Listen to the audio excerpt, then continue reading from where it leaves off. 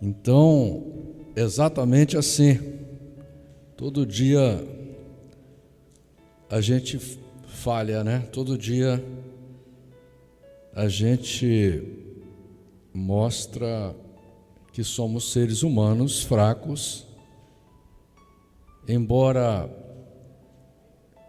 a gente quer ser feliz, embora a gente tenha um projeto de alegria, de felicidade, de amor para o nosso futuro, né? Todos nós desejamos ser felizes, mas além das perseguições que a gente tem,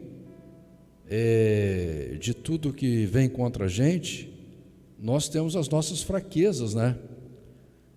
Por causa das nossas fraquezas, nós contribuímos com aquilo de mal que acontece na nossa vida.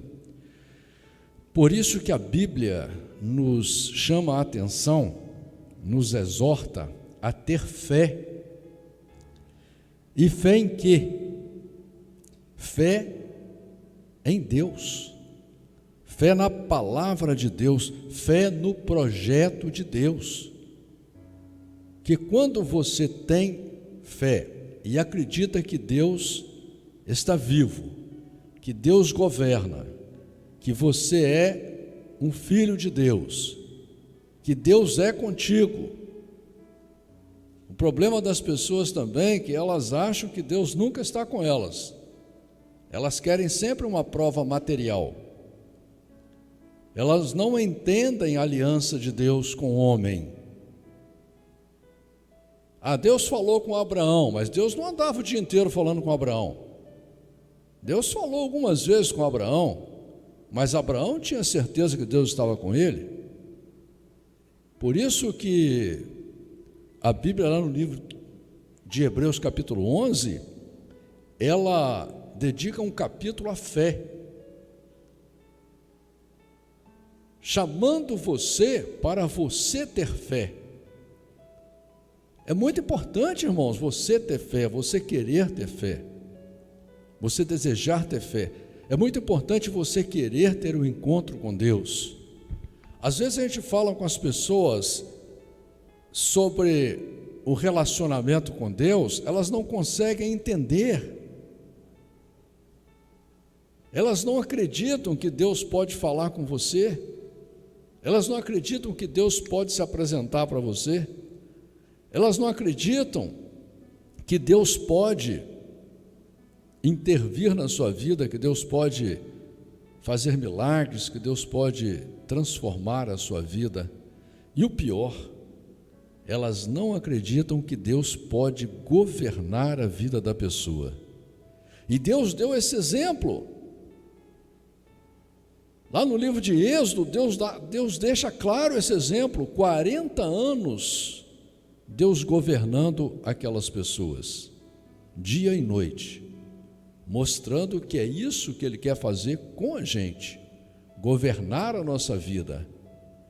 Mas as pessoas precisam ir no inferno, precisam chegar a abraçar o sofrimento para poder descobrir que Deus existe. Você convida a pessoa para vir na igreja, ela não quer, ela não tem tempo, ela não pode. Você vai falar de Deus, ela não quer ouvir, ela acha que o assunto é chato, o assunto não é para aquele momento. Nunca é o momento para você falar de Deus, nunca é. Entendeu? Você convida para ler uma Bíblia, não quer. Você envia uma pregação para a pessoa, ela não quer. Se eu envio um louvor, ela não tem tempo para ouvir. O louvor tem 5 minutos, ela não tem 5 minutos para ouvir um louvor que você envia para ela. Mas na hora que a doença chega nela, na hora que a calamidade chega, na hora que a desgraça chega, na hora que a morte chega, e a morte chega para todo mundo, e é sempre ruim para quem fica, eu acredito que para quem morre é uma solução, mas para quem fica, né, é uma perda sofrida, dolorosa, porque aí sim você descobre que aquela pessoa era importante. Na hora que chega o problema, e as pessoas se lembram de Deus. Eu me lembro que eu já preguei muito sobre isso para várias pessoas, né? E as pessoas ficam até desdenhando da gente, criticando a gente. Muitas pessoas até acham que você está amaldiçoando elas. Mas quando o problema bate na porta, eles querem que você abra a igreja 1h da manhã. Eles querem ir na casa do pastor 2h da manhã. Eles acordam 2, 3 horas da manhã para rezar. Fica a noite inteira de joelho rezando. Vão até no monte, tem gente que vai até no monte orar, né? Quantos testemunhos que eu recebo? O pastor, hoje eu vou no monte clamar, chorando, né? Claro, chorando, porque o problema está grande, né? Quando o problema fica grande, aí Deus existe, aí Deus é importante, né? Isso, para nós que somos privilegiados, que somos chamados por Deus, eu acho que chega a ser ridículo. Porque Deus fala que Ele quer que você reconheça Ele na bonança. Deus fala no dia da sua alegria, no dia da festa, no dia que está tudo bem, lembre-se de mim, lembre-se do seu Criador. As coisas boas que acontecem na sua vida não são pela sua força, é uma ilusão, é uma ilusão. Nós não temos poder nenhum para nada. Desejamos viver o máximo possível e desejamos durante esse tempo de vida sermos felizes, termos sucesso, estarmos bem. Só que nos enganamos, a gente passa a perna na gente mesmo, porque a gente quer a felicidade em busca de prazer, e o prazer não traz felicidade, o prazer traz momentos de satisfação, mas sempre em meio a uma guerra. A felicidade só vem aqui na terra e só virá no céu quando você aprender a adorar a Deus. Sabe o que é adorar? Porque infelizmente hoje as palavras todas perderam sentido. O homem moderno conseguiu acabar com a beleza de quase tudo. Ninguém para apreciar uma natureza. As pessoas estão apreciando aquilo que o homem faz. Estão voltando lá no tempo da Torre de Babel, tempo da Babilônia. E as pessoas não entendem que o único caminho é amar a Deus de todo o coração, é adorar a Deus. Não importa a sua situação, se você estiver bem, como Jesus falou, felizes os que não viram e creram. Olha só que lindo, irmãos. Você está bem, está tudo maravilhoso na sua vida, você tem um probleminhazinho pequeno aqui, outro ali. Quem não tem? Quem não tem? Alegre-se, separe um tempo da sua vida para adorar, para amar a Deus. Chame Deus para a sua casa, chame Deus para o seu casamento, chame Deus para a sua vida, para o seu ministério. Toda pessoa que é chamada por Deus, toda pessoa que Deus dá uma Bíblia, que Deus chama a igreja, que Deus leva ao batismo, ela tem o seu próprio ministério. O que é o ministério? É o ato em que você representa a Deus aqui na terra, em que você representa a Deus. Deus te chama para salvar vidas. Deus te chama para falar dele para o mundo, para as pessoas. Deus te chama para você dar para as pessoas gratuitamente aquilo que você recebeu de graça. que às vezes você não dá valor. Mas eu te digo, cuidado, porque Deus não se deixa escarnecer.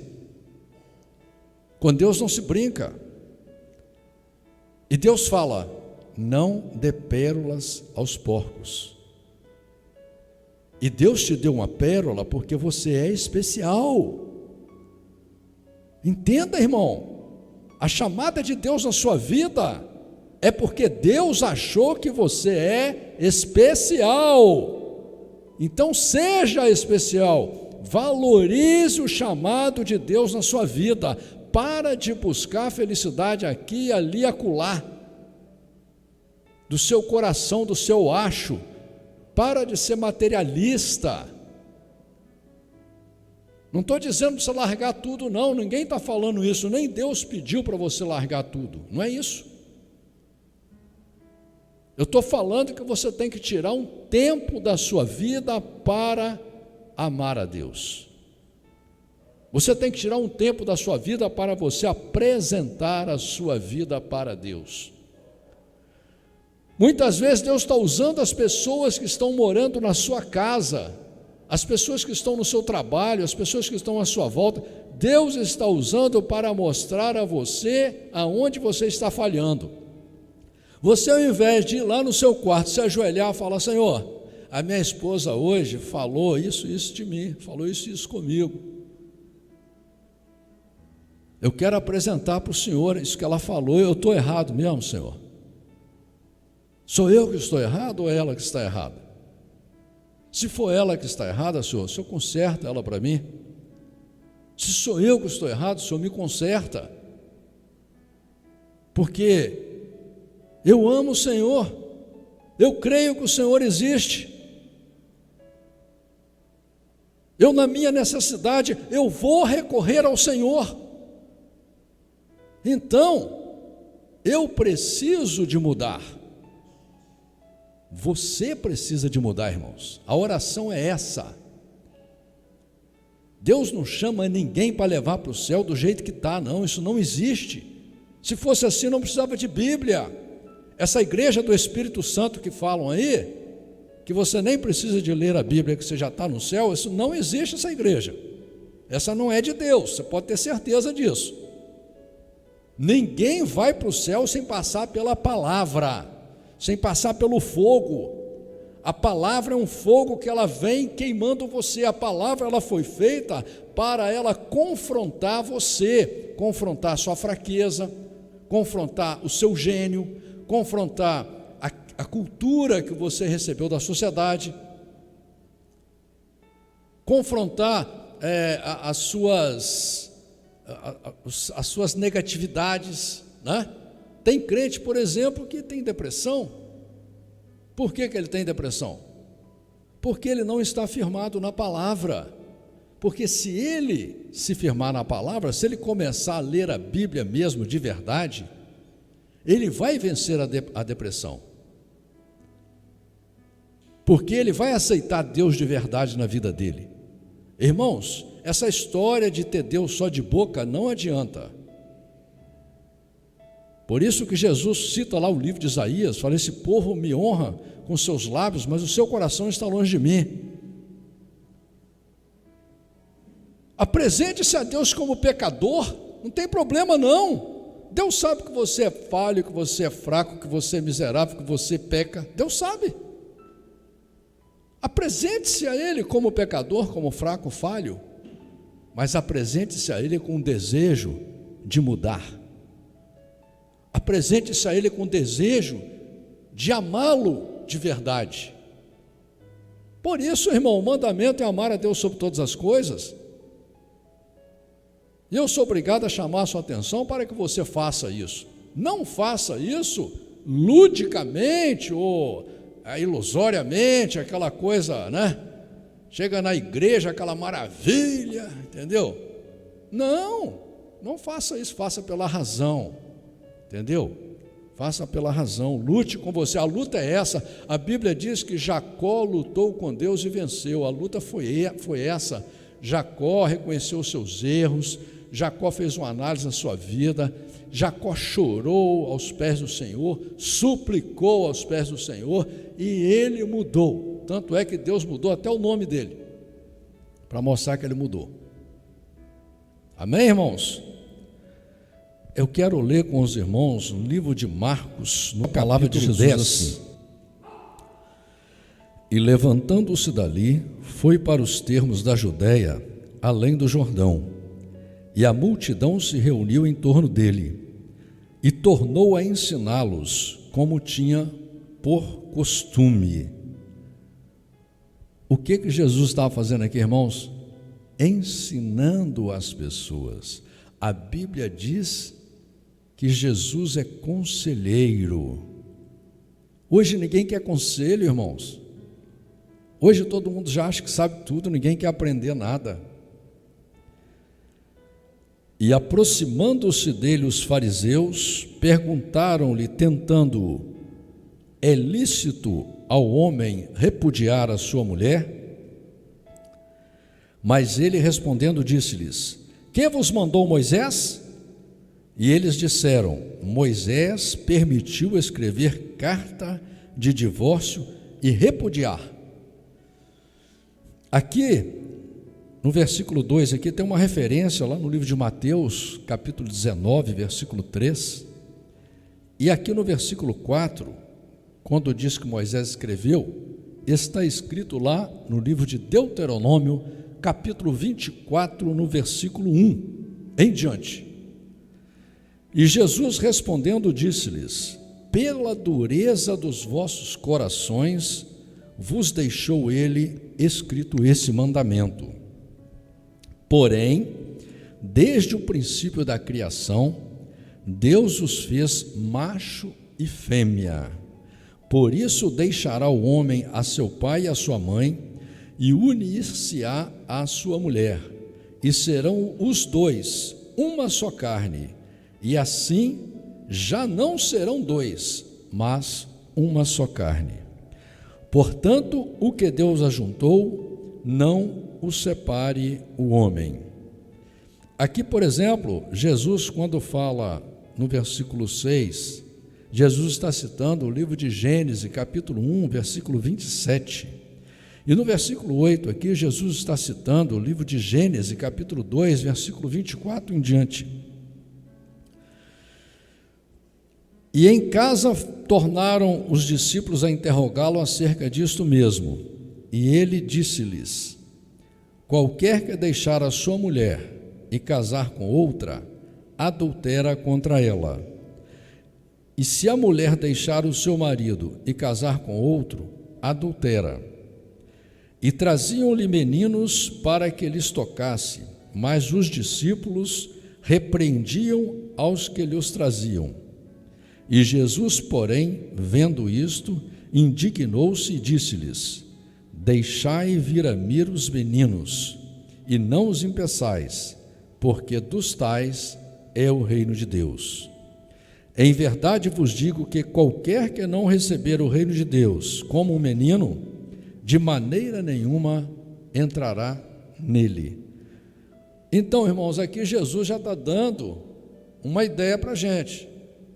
Ele já está mostrando que para você entrar no reino de Deus, você vai ter que ser como um menino. Como é um menino? Uma criança, ela é pura. Ela é pura, ela é amorosa. E tomando-os nos seus braços e impondo-lhes as mãos, os abençoou. E pondo-se a caminho, correu para ele um homem, o qual se ajoelhou diante dele e lhe perguntou: bom mestre, que farei para herdar a vida eterna? E Jesus lhe disse: por que me chamas bom? Ninguém é bom senão um, que é Deus. Eu quero parar aqui para refletir sobre o versículo 17, que diz assim: o qual se ajoelhou diante dele. Algumas religiões trocam essa palavra dizendo que prestou homenagem, porque a Bíblia diz que nós devemos nos ajoelhar só perante Deus, Então eles pegam esse versículo, eliminam vários outros versículos para dizer que você não pode se ajoelhar perante Jesus. Mas no livro de Filipenses, por isso que a Bíblia ela é texto e contexto, no livro de Filipenses, nós vamos ver o que a Bíblia fala. Filipenses capítulo 2, no versículo 10, diz assim: para que ao nome de Jesus se dobre todo o joelho dos que estão nos céus e na terra e debaixo da terra. Então, eu sempre digo, a Bíblia é texto e contexto. As religiões gostam de modificar a Bíblia, gostam de colocar coisas na Bíblia para justificar as suas doutrinas, doutrinas criadas por fariseus, doutrinas criadas por religiosos. Por isso que há tanta diferença de igreja. Mas a Bíblia é uma só.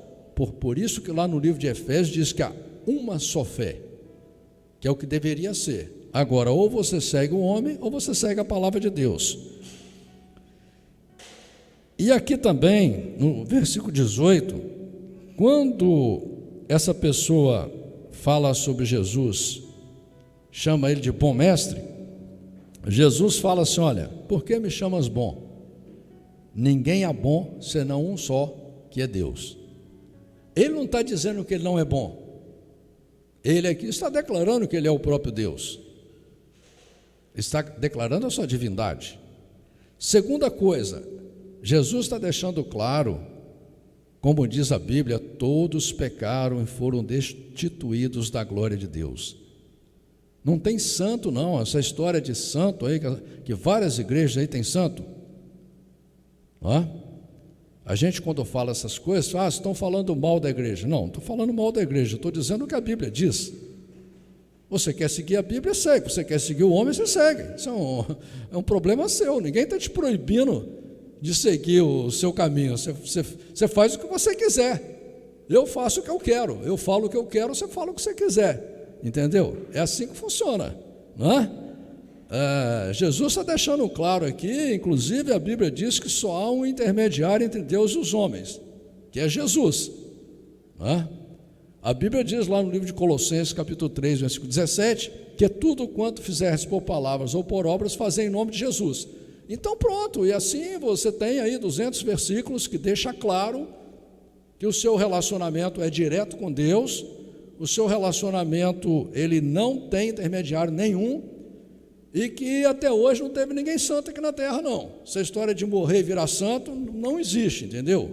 Até porque a Bíblia também deixa claro, é só pesquisar na Bíblia, mais de 300 versículos, que só Jesus até agora ressuscitou. Livro de João, capítulo 3, por exemplo, você vai ver claramente lá, né? Ninguém subiu ao céu, senão aquele que desceu do céu, Jesus Cristo, o homem. Jesus é o primogênito da ressurreição, foi o primeiro da ressurreição. E assim tem vários versículos que, se você quiser saber melhor, você leia a Bíblia que você vai descobrir. E Jesus fala para ele: tu sabes os mandamentos: não adulterarás, não matarás, não furtarás, não dirás falso testemunho, não defraudarás alguém, honra a teu pai e a tua mãe. Ele, porém, respondendo, lhe disse: mestre, tudo isso guardei desde a minha mocidade. E Jesus, olhando para ele, o amou e lhe disse: falta-te uma coisa, vai, vende tudo quanto tens e dá aos pobres, e terá um tesouro no céu, e vem, toma a tua cruz e segue-me. Então, irmãos, as pessoas... Esse aqui é o cara que se acha crente, né? Está cheio por aí, né? Não quer ler Bíblia, não quer ir na igreja, não quer compromisso com Deus, mas ele é mais de Deus do que você, entendeu? E ele já tem a carteirinha para ir para o céu, né? Acha que dando dízimo já vai para o céu e vai por aí afora, é o materialista. É a pessoa rebelde, que não aceita nada que Deus falou. Fica ouvindo historinha de homens e se enganando, né? E ele chega para Jesus, não, ele é um crente perfeito, tudo que Deus mandou ele faz. Mas como Jesus sabe todas as coisas, sabia que o coração dele realmente estava longe de Deus, Jesus falou para ele, olha, então vamos fazer o seguinte, você vende tudo que você tem, eu quero ver se você realmente ama a Deus. Aí pronto, aí ele já ficou revoltado com Jesus, né? Mas ele, pesaroso desta palavra, a palavra foi dura para ele, hein? Retirou-se triste, porque possuía muitas propriedades. Então Jesus, olhando em redor, disse aos seus discípulos: quão dificilmente entrarão no reino de Deus os que têm riquezas. E aqui, irmãos, você vê que era uma pessoa extremamente materialista, né? Lá no livro de Salmos, no capítulo 52, versículo 7, no livro de 1 Timóteo, capítulo 6, versículo 17 também, você vai ter uma ideia, né, por que Jesus está falando sobre isso e por que Jesus está dizendo que é muito difícil para o rico entrar no reino de Deus, porque você, quando está bem, quando está tudo certo na sua vida, quando tem dinheiro sobrando, quando está tudo tranquilo, em paz, você se sente tão poderoso que você não precisa de Deus, né? Essa é a verdade. Por isso que é difícil, você se torna materialista, egoísta, né? E esquece que o ser humano não tem poder nenhum, tudo que você tem só vai te levar até o dia da sua morte, até para o cemitério você vai ter que ser carregado, né? O seu poder é uma ilusão que você tem. Poderoso mesmo é aquele que é humilde, poderoso mesmo é aquele que ama mais, esse é poderoso. Poderoso não é aquele que tem fama, ou título, ou dinheiro. Poderoso é aquele que sabe amar de verdade. E os discípulos se admiraram dessas suas palavras, mas Jesus, tornando a falar, disse-lhes: filhos, quão difícil é para os que confiam nas riquezas entrar no reino de Deus. É mais fácil passar um camelo pelo fundo de uma agulha do que entrar um rico no reino de Deus. E eles se admiravam ainda mais, dizendo entre si: quem poderá, pois, salvar-se? Jesus, porém, olhando para eles, disse: para os homens é impossível, mas não para Deus, porque para Deus todas as coisas são possíveis. O que Jesus está querendo dizer aqui, que o rico não está proibido de entrar no reino de Deus, não foi isso que Jesus falou. É ele que não vai querer entrar, porque ele confia nas suas riquezas, ele é materialista, entendeu? Mas se ele for uma pessoa de bom coração, se ele enquanto vivo se arrepender, né, do seu materialismo ou das maldades que fizer, né, porque tem gente que fala: eu não roubo, eu não assalto banco, eu não bato em mulher, eu sou santo, entendeu? A santidade, meu irmão, vai além, muito além disso daí, entendeu? E também não precisa de você fazer caridade, dar tudo que você tem para o pobre ou para os outros, que é isso que vai te levar ao reino de Deus. Não, esquece isso daí, meu irmão. O que Jesus está falando aqui é de arrependimento, é de humildade, é de uma mudança de pensamento, é de colocar Deus em primeiro lugar, de colocar o reino de Deus em primeiro lugar, entendeu? Por isso que Jesus fala: primeiro buscai o reino de Deus e a sua justiça, entendeu? Andar conforme a Bíblia, aí sim, não é?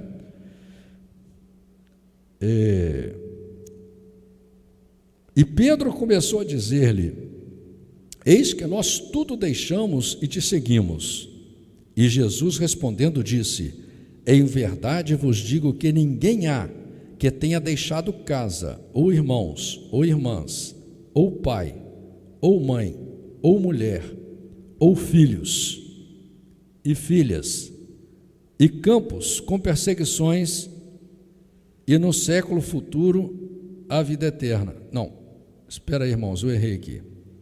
Versículo 29, e Jesus respondendo disse: em verdade vos digo que ninguém há que tenha deixado casa, ou irmãos, ou irmãs, ou pai, ou mãe, ou mulher, ou filhos, ou campos, por amor de mim e do Evangelho, que não receba 100 vezes tanto, já neste tempo, em casas, irmãos, irmãs, e mães, e filhos, e campos com perseguições, e no século futuro a vida eterna. Porém, muitos primeiros serão derradeiros, e muitos derradeiros serão primeiros. Aqui tem uma coisa interessante, essa palavra você vai ouvir ela também, lá no livro de Mateus, capítulo 14, versículo 30, capítulo 20, versículo 16, livro de Lucas, capítulo 13, versículo 30, livro de Lucas, capítulo 18, versículo 30, e o que Jesus está dizendo aqui é que muitas pessoas não entendem, irmãos, Deus é maravilhoso, o amor de Deus não pode ser entendido pelo ser humano, o amor de Deus é superlativo, é maior do que a gente possa imaginar. Deus te ama muito mais do que você possa imaginar. Deus não está preocupado com picuinhas, com coisinhas como a gente fica aqui não, preocupado, entendeu?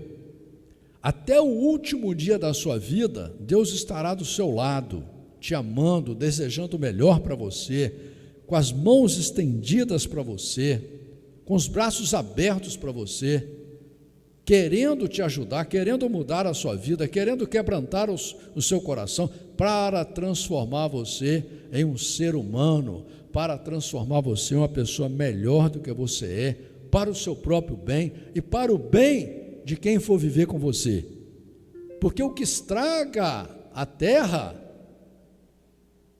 é o pensamento das pessoas, são as pessoas que têm pensamentos malignos, as pessoas que têm pensamentos ruins.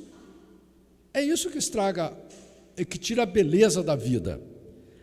E Deus, Ele deixa claro aqui, que se você dá um passo em direção a Ele, meu irmão, você nunca, jamais voltará de mãos vazias.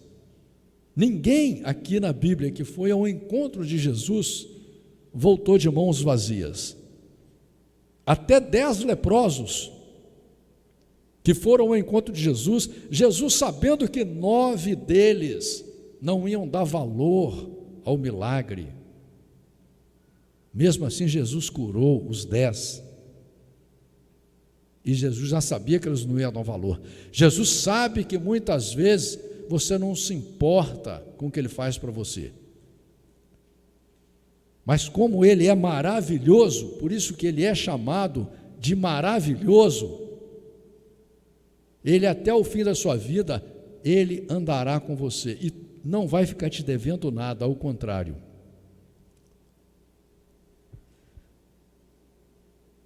E iam no caminho subindo para Jerusalém, e Jesus ia adiante deles, e eles maravilhavam-se e seguiam-no atemorizados. E tornando a tomar consigo os 12, começou a dizer-lhes as coisas que lhe deviam sobrevir, dizendo: eis que nós subimos a Jerusalém, e o Filho do Homem será entregue aos príncipes dos sacerdotes e aos escribas, e condenarão à morte, e o entregarão aos gentios, e o escarnecerão, e açoitarão, e cuspirão nele, e o matarão, e ao terceiro dia ressuscitará. Irmãos, o versículo aqui, 33, 34, para você entender ele melhor, você pode ler lá o livro de Zacarias, capítulo 13, versículo 5, livro de Zacarias, capítulo 9, versículo 9, livro de Zacarias, capítulo 12, versículo 10, livro de Daniel, capítulo 7, versículo 13, livro de Daniel, capítulo 9, versículo 26, Salmos capítulo 22, versículo 16, Isaías 53, 1 em diante, Isaías 52, versículo 13, Isaías capítulo 9, versículo 1 em diante, Isaías capítulo 7, versículo 14, e você vai entender melhor o contexto desses dois versículos. E aproximaram-se dele Tiago e João, filhos de Zebedeu, dizendo: Mestre, queremos que nos faça o que te pedirmos. E ele lhes disse: Que quereis que vos faça? E eles lhes disseram: Concede-nos que na tua glória nos assentemos, um à tua direita e outro à tua esquerda. Mas Jesus lhes disse: Não sabeis o que pedis. Podeis vós beber o cálice que eu bebo e ser batizados com o batismo com que eu sou batizado?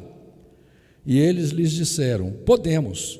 Jesus, porém, disse-lhes: Em verdade, vós bebereis o cálice que eu beber, e sereis batizado com o batismo com que eu sou batizado. Mas o assentar-se à minha direita ou à minha esquerda não me pertence a mim concedê-lo, mas isto é para aqueles a quem está reservado. E os 10, tendo ouvido isto, começaram a indignar-se contra Tiago e João. Mas Jesus, chamando-os assim, disse-lhes: Sabeis que os que julgam ser príncipe dos gentios, deles se assenhoriam, e os seus grandes usam de autoridade sobre eles? Mas entre vós não será assim. Antes, qualquer entre vós que quiser ser grande, será vosso serviçal. E qualquer que entre vós quiser ser o primeiro, será servo de todos. Porque o Filho do Homem também não veio para ser servido, mas para servir e dar a sua vida em resgate de muitos. Aqui, irmãos, é muito importante essa palavra, porque a gente vê aqui Jesus o tempo todo pregando a ressurreição, a vida eterna, pregando o reino de Deus, pregando o futuro da humanidade, que é viver eternamente com Deus, e eles estavam preocupados em conseguir postos, conseguir galardão, preocupados com materialismo. Eles aqui estavam preocupados em ser maior do que o outro.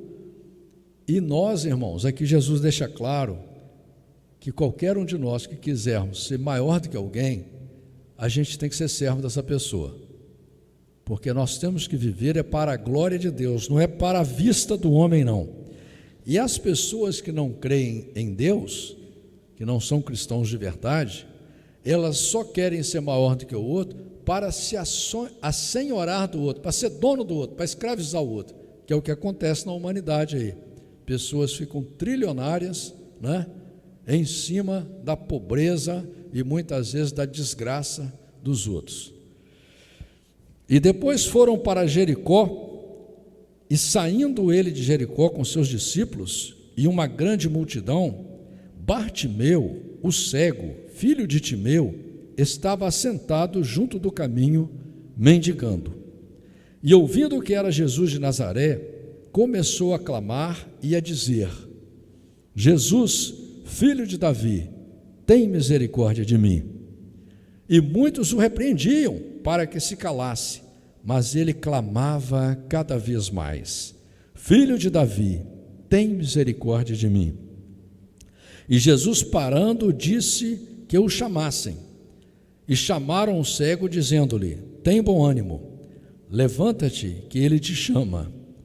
E ele, lançando de si a sua capa, levantou-se e foi ter com Jesus. E Jesus, falando, disse-lhe: Que queres que eu te faça? E o cego lhe disse: Mestre, que eu tenha vista. E Jesus lhe disse: Vai, a tua fé te salvou. E logo viu e seguiu a Jesus pelo caminho.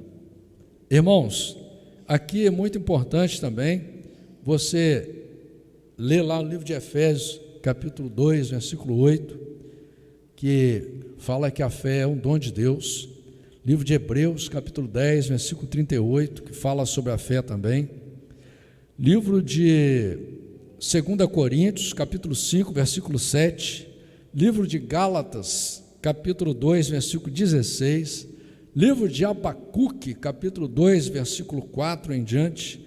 Livro de Mateus, capítulo 8, versículo 26. Livro de Mateus, capítulo 9, versículo 29. Livro de Romanos, capítulo 3, versículo 27.